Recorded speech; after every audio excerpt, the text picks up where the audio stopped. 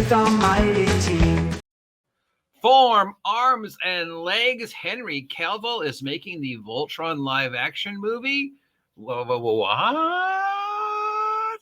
It's time for the tabletop role-playing game news of the week. Oh, it's time to take out our charts, open up our sextant, and plot our course through the controversial waters that is the tabletop role-playing game news. And sort of tabletop role-playing game news, just because he seems to be an awesome geek, is Henry Cavill has joined the upcoming Voltron live-action movie that is being done for Amazon. But wait, I thought Henry Cavill was doing a Warhammer thing with Amazon or something. Henry Cavill licks himself on to amazing IPs, and then those IPs either spiral down into oblivion or the project never happens. But at least we got him in Deadpool and Wolverine. Now, why do I bring up the live-action Voltron movie? Because we know that there is a Voltron role-playing game that just got kickstarted the other day. Wondering how the synchronicity happened that both a Voltron role-playing game and a Voltron movie were announced in the same week. Coincidence? Collective unconsciousness of the gaming universe? Or did they know they were going to make the movie when they announced the role-playing game? What can we expect from a Voltron role-playing game? I mean, does everybody get a line? What if I have 16 players? Is it going to be like form toe, and you get to form the upper leg, you get to form the shoulders? It'd be like Voltron Vehicle Force, I guess would be how you would do it, right? You know, the more players you have, the more vehicles you throw in. And yet they can all fly. Even the underwater team can fly. What's the point? You know what else is getting a lot of attention this week for no reason whatsoever? Cyberpunk Edgerunners is boiled itself up to the top of the bubbling cauldron that is tabletop role-playing game news and controversy. Despite the fact that this has been out of a bit, a lot of people are just now taking notice of it. And you know what they're saying? They're saying that the Netflix show and the Cyberpunk Edgerunners mission kit is a great way to explore Cyberpunk, the actual role-playing game, and the actual drama. Yes, the Netflix cartoon and this Cyberpunk Edgerunners mission kit, which is in no way, shape, or form connected to the Netflix cartoon, except, of course, yes, it is, are a great way to introduce yourself to the Cyberpunk role-playing game and the Cyberpunk genre. Yeah, I know. But just, you know, at this point, let it go. Just let it go. Like the argument over why convert Cyberpunk to 5e if there already is a Cyberpunk role-playing game. You should just support that. And, you know, we have people that argue for that and people that argue get that. And after you've heard that argument so many times, you're just like, you just want to be like Elsa and just go, let it go, let it go. Who cares as long as they're playing? I don't know. At this point, if this is the level of nonsense steps you need to take to understand that there was a Cyberpunk genre and a Cyberpunk game before the Netflix cartoon, fine. It's just not worth the stress anymore, guys. Just let him play. Who cares? Really? Who cares? All right. We do have bits and pieces of other news. Nothing really major. We got a lot of new stuff coming out about the DM's guide from Wizards of the Coast. The DM's tools have been leaked. I don't know what the DM tools are. Isn't the whole point of the book to give me DM tools? But we now know that we can have several sections on creating monsters, fear and mental stress, and how not to have it in the game. Chases never work in role-playing. Firearms and explosives and traps. Each one gets a whole entire page dedicated to, possibly two whole pages dedicated to how not to use fear and mental stress in your role-playing game, because that's bad. 2 whole pages dedicated to how chases don't work in role-playing games. Yeah.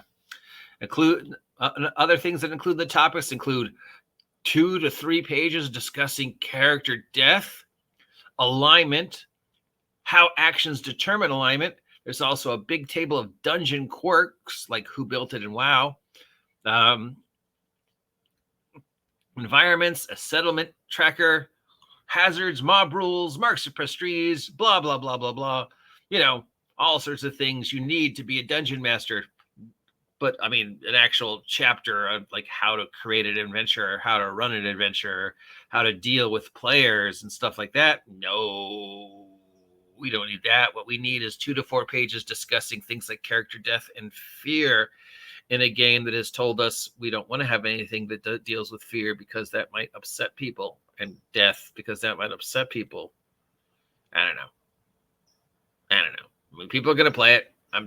It's pointless to keep harping over this never-ending kaleidoscope of controversy that is 6th edition. It is what it is. Either people are going to embrace it and love it, and nothing you can say to them is going to change their mind. Trust me, I know. I'm having an argument with a guy on my YouTube right now who doesn't seem to think that Wizards of the Coast is being hypocritical.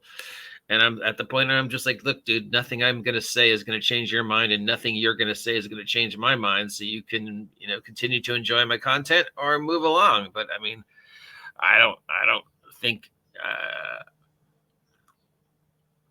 my opinion of Wizards of the Coast at this point in time is going to change. So these might be tools that you need, or you might look at them and go, I don't need any of these. This doesn't actually tell me how to do my job as a DM. I don't know. At some point, you're just got to be like, let's just stop. Just let him play. Let him play. The Alien Art role-playing game has been delayed, but it will now include material from the Romulus movie. That came and went pretty quick. And fan feedback. We already talked about the Pendragon Chaosium becoming a live player crafty thingy. So now you can create content for the Pendragon 6th edition. I always thought there was already, but I guess I was wrong. There will be a extra life live play using the West End Games Ghostbusters D6 system for extra life. Now, normally I don't support live plays, but 1, this is a charity live play, and 2, it is bringing attention to the wonderful West End Games D6 system. Lord knows how these guys got their hands on it and got the rights to use Ghostbusters, but who cares? It's bringing attention to the West End Games D6 system. Universal Studios Hollywood has released some new updates on their Universal Fan Fest nights, including the Dungeons and Dragons Fan Fest night, which I guess means they'll just take Harry Potter World and just spruce up a little with D&D. If anybody's seen some pictures of some other fan fests that have been done, like that Willy Wonka Fan Fest, these tend to be mediocre at best. I mean, it is Universal, and they do occasionally do really good things. We're thinking it's going to be similar to like one of the Halloween horror houses, except not scary and D&D themed as opposed to Ghostbusters or Frankenstein theme. They have the space, they have the technology. It could be good, or it could be average with like one really amazing animatronic at the end, and then the rest of it is kind of address. Because I mean, if you walk through some of those horror night houses without the scare actors, they're pretty mediocre and usually built around 1 or 2 major prop pieces, and the rest are just vaguely themed hidey holes with jump scare actors. So some of them are really good, some of them are mediocre. I have a feeling this is going to be leaning towards more mediocre, where it's just going to be a room and there'll be some thingies and maybe 1 or 2 animatronics, maybe like a Beholder Xanther animatronic. That would be kind of cool. I don't know. I mean, but they're doing other fan nights too, but of course we don't want to talk about those. We only want to talk about the fact that they're going to be doing a Dungeons and Dragons fan night. We've got a live stream of the Discworld role-playing game that Modifius did.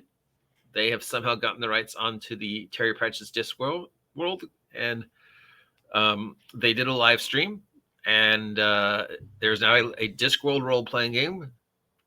A lot of people are saying that the Discworld role-playing game is a great contribution to science fiction and fantasy.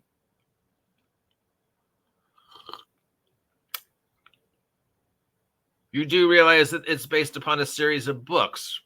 So really, the series of books are a great contribution to the history of science fiction and fantasy, and the role-playing game based upon those series of books is just another addition to the already stellar creations of Terry Pratchett's long-standing Discworld series, right?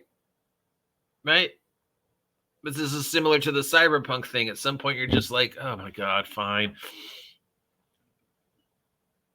If this is the roundabout way people need to be made aware that there is a series of books about the Discworld setting, fine. It seems backwards to me, but each generation is different, right? So what works for me might not work for who comes after me, but what works for them might not work for me. So somebody else might be looking at this and going, wow, that's freaking brilliant. And then read through the game and watch the live stream and then be like, oh, this is amazing. This is an amazing contribution to fantasy. And then be like, oh, wait, there's some books based upon this game? You know, Mark Hamill never saw Star Wars before he played Luke Skywalker. Yeah, look at that.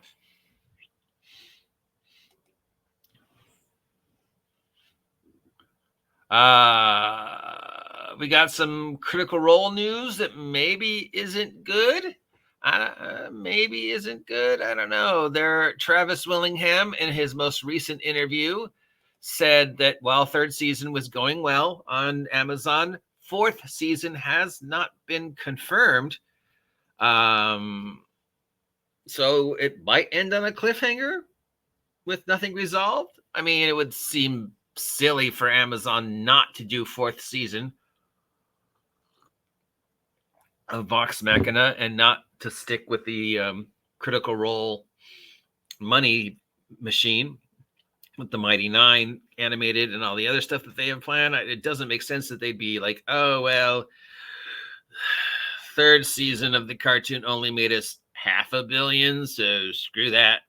No, they should be merchandising the frick out of that Critical Role license for as long as they have it. Please, Amazon.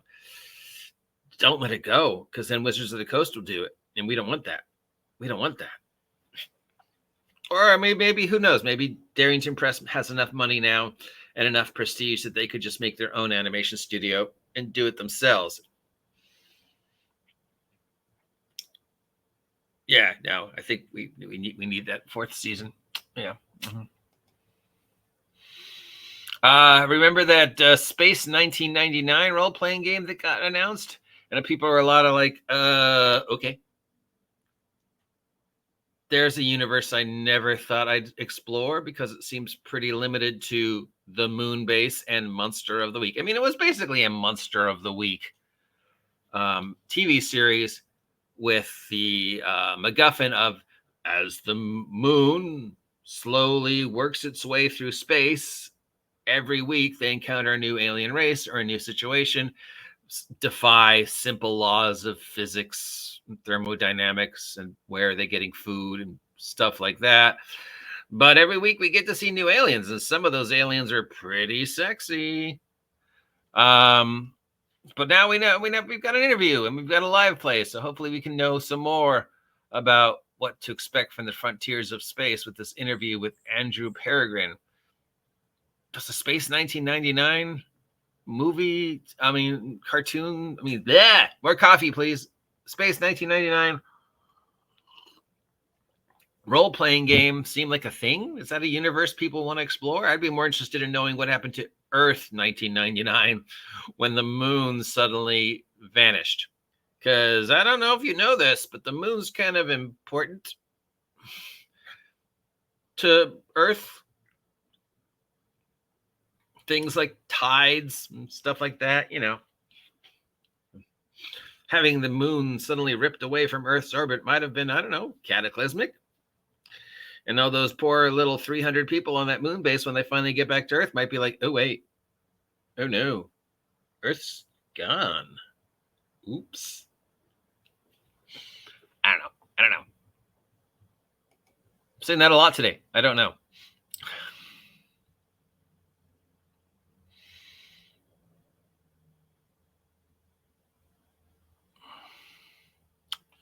That seems to be it for all the tabletop role-playing game news stories this week that we get to sink our Halloween teeth into.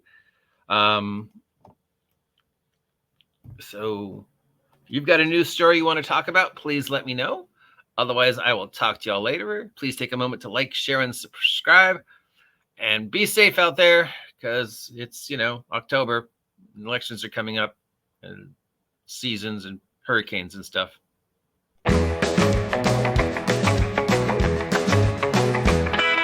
News from the table in the rolling waves. Dice in our hand, we're the dungeon's brave. Adventures tonight with our mighty